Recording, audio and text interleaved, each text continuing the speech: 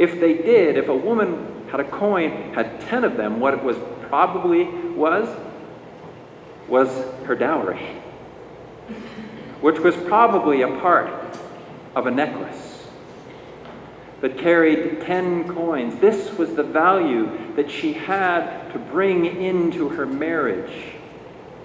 And so the sense of losing that one coin wasn't just losing the value of that coin, it was also losing the value of the completeness of this necklace, the beauty of the finished product.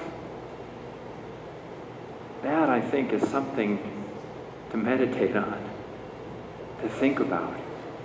This idea is that it's not complete, it's not truly beautiful until it's all put back together. And as we think about that, then it helps us to understand why it is that God is so urgent, why it is that God would be willing to go get that one.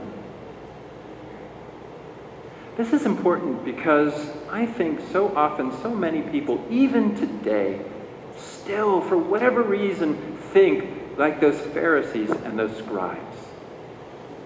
They think that God is one who wants to punish people, especially people who are lost. Go punish them for getting lost. That's how the Pharisees and the scribes thought about the tax collectors and the sinners. They should be punished. But that's not how you feel, right, when you find your keys? Or maybe make it more serious, that's not how you feel if one of your children gets lost in a crowded place and you begin to realize and panic that they're gone and you don't know what to do, and then they come back. You feel relieved, right? You feel glad. That's God. Which is why he took the punishment away.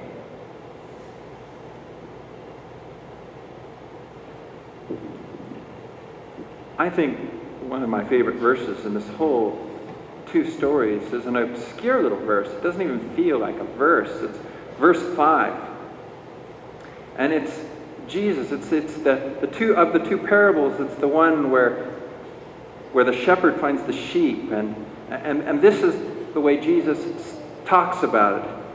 He says, when the shepherd has found it, he lays it on his shoulder and rejoices.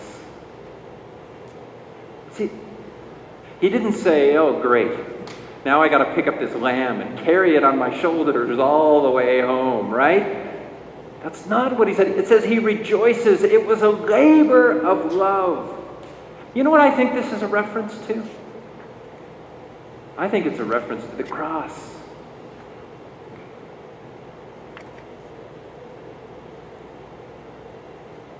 Which the book of Hebrews tells us that Jesus endured, as difficult as it was, for the sake of the joy that was set before him.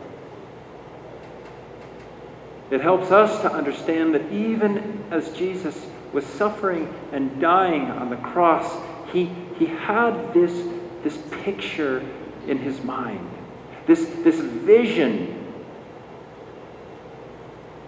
a vision of shalom, peace, a vision of found, a vision like a necklace that had been put back together and was now complete and beautiful in its completeness. That is why, even though the scribes and the Pharisees didn't like it, when Jesus would eat with tax collectors and sinners, it really was just for him a foretaste, a picture of the feast that would come. That is also why when we gather around this table right here, gather around at the foot of the cross where the place is level, where we are all broken, where we are all sinners, where we are all people who are in need of God's help and God's love.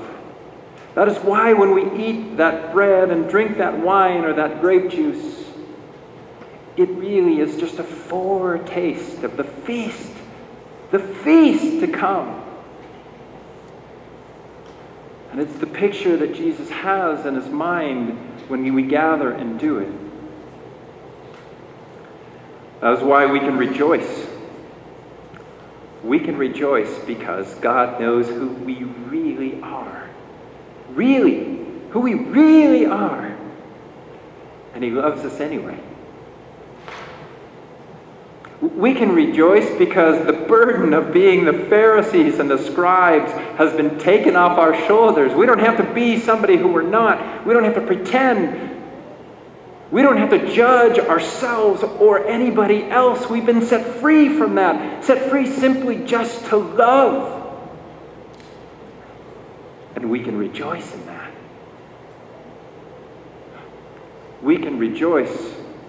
And when we do, we can let that joy that is within us, the joy of the gospel good news of who Jesus is and how he was sent to find us, we can rejoice. And when we do, we let that joy spill over. We let it spill over to our loved ones. We let it spill over to our neighbors. We let it spill over to our co-workers, to the people who live in our community, and that includes everyone, including that homeless person that we pass on the way to the store. We let it spill over to those who are hungry. We let it spill over to all the lost. We let it spill over to even our enemies. We let that joy change us and spill over as we have that wonderful picture in our mind, that same picture that Jesus had, that he gives to us today. And that is a picture of a feast. And there we are, sitting in that table with all of those people. And we're looking at the head of the table, the one who was the host, the one who was providing and serving, and his name is Jesus. And he's got this amazing look on his face. It's the look of relief. Because now the lost have been found. And those who were scattered have come home.